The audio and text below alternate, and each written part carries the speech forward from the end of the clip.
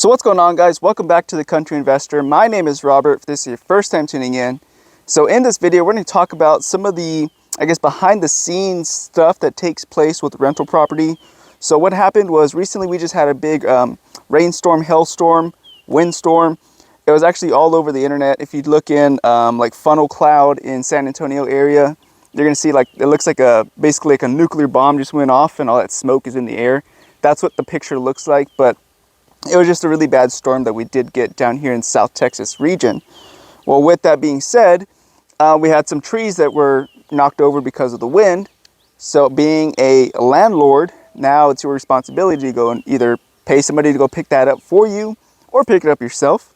So what I'm doing is I already picked it all up from the properties. And what I'm doing is dumping them out here on my ranch.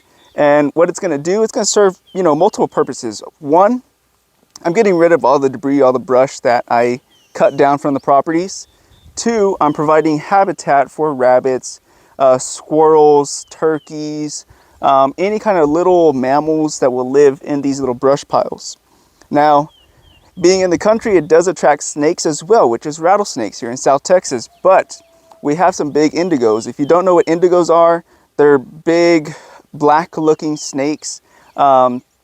They're more like a bluish, I guess I should say, like a bluish blackish snake, and they get pretty big. But what they do is they eat rattlesnakes, so I'm not really too concerned about that. We have some big ones out here. Also, we have roadrunners. Roadrunners, typically you'll see them here in the South Texas region just pecking at the rattlesnakes. They'll end up eating the rattlesnakes, especially the smaller ones. So the indigos will usually take care of the bigger ones. But anyway, so yeah, so that's what we're gonna do.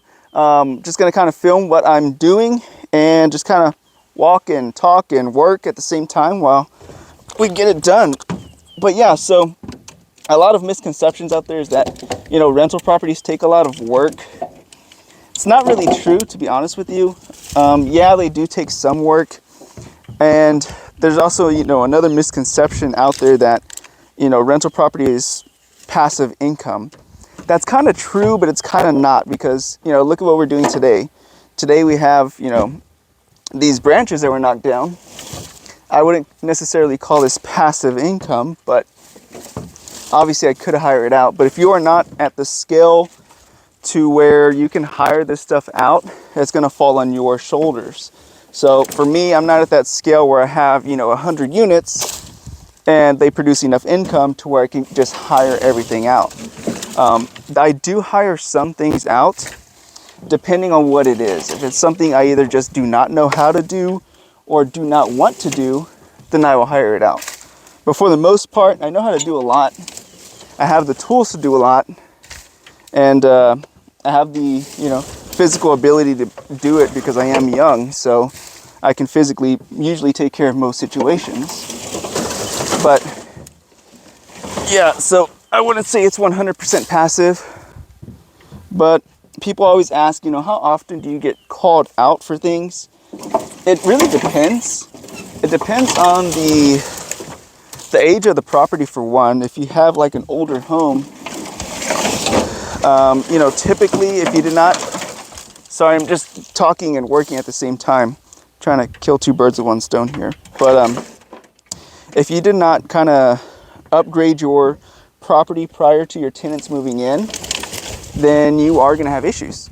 So one thing we do work on before as soon as we basically purchase the property, we check the HVAC system, we check the water heaters, we check the electrical, plumbing, even the roofs. A lot of the major costs, we check them up front. And what I do is negotiate based off of, the age of the structures or the age of the, like say the unit. If it's like so like HVAC systems, they usually last about 15-20 years on average. And if your unit's already at 13-16 years old, but say it is still working, you have some room to negotiate for that, because most people will know that that's an expense that's coming up, and those things are not cheap. It's not like it's $100, it's a couple $1,000, especially with today's prices, right? So just things like that. If you take care of the things that are a little bit more outdated or that have some more age or some more wear on them, early on when you say you purchase the property, you can eliminate most of the headaches, most of the late night calls and things like that. One thing that does go out is, your toilets. Toilets typically will always have, things coming up, but it's very inexpensive, guys. It's very inexpensive. Saves you a call in the middle of the night if you just, put new flappers or even a new valves every, couple years, or as you deem necessary. Like, say, whenever you have a turnover of a property, you can usually get the toilet stuff for, the flapper, the little float and all that stuff. You can usually get it for about 20 bucks. And all it takes is 5-10 minutes of your time to swap them out. And all it does is save you time in the future. Say you're having dinner with your wife and kids or something, and you're out on vacation or whatever. It's going to cost you more money if you're not around, because now you're going to be forced to go and hire somebody to take care of a $20 problem, when now it's going to cost you $200, $300, depending on how much people are charging these days. But yeah, just little things like that, just kind of planning ahead will save you some headaches in the future. And it's just little things that you learn, because there's a huge learning curve when you have rental properties, I'll tell you that much. But yeah, you learn them as you go. And yeah, what else? There's a lot of questions that people ask about stuff like this, but people are worried about tenants. That's another thing people talk about, is tenants. For the most part, I've only had issues with probably like one tenant out of all the properties. Out of all the people I've had move into those properties, it's probably been one. And even then, it wasn't even a serious major problem, to be honest with you. That's pretty much been about it. Compared to some people that, trash the places and basically leave them, costing thousands and thousands of dollars. I've never had those situations. But we do screen everybody. We do background checks, credit checks, and we have, bigger deposits up front to kind of cover those costs. It kind of ensures that people will leave it, in a good place when they leave the property. Our deposits usually start at least at $1,500, depending on the size of the property, type of property, age of the property, and the rent of the property. But yeah, guys, hopefully you gained some quick little knowledge and enjoyed watching me do a little quick work. Like I said, we're already done.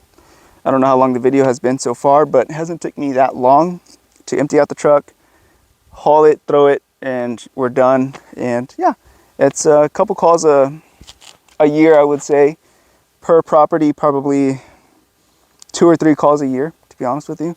It's not a lot. And again, you can handle those 2 or 3 calls with hiring somebody out. You can even minimize them. So I know some people do get, 10, 12, 15 calls in a year. Again, it goes back to how old is the structure, how new, have you revamped anything or upgraded anything in the property to eliminate some of those calls throughout the year. Like I said, it's kind of in your hands. That's the good thing with real estate, is you have a lot of control of what you want to do, how much value you want to add to the property, and how many calls you want to get, like I said. But yeah, guys, hope you all enjoyed that. Just bringing you along with what I was doing today anyway. So till next time, guys, be careful, be good, take care, and God bless. And yeah, see you guys later. Bye-bye.